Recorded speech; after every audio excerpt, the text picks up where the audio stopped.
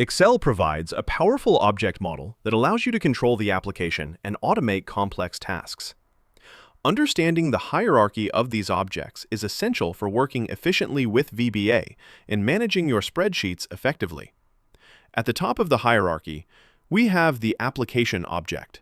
This represents the entire Excel application and provides access to its properties, methods, and events.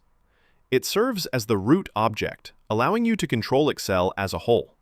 Next, we have the Workbook object. A workbook represents an Excel file and contains all the worksheets and other data.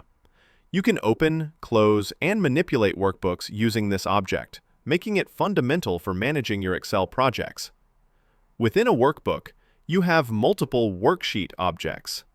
Each worksheet represents a single sheet within the workbook.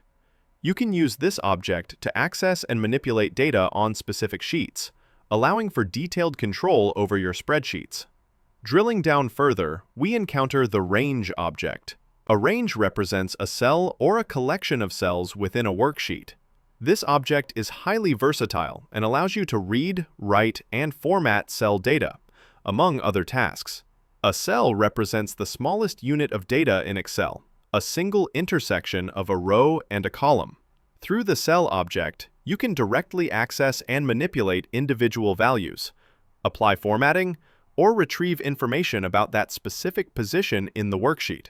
It is the most granular element of the Excel object model, forming the foundation upon which all worksheet data is built.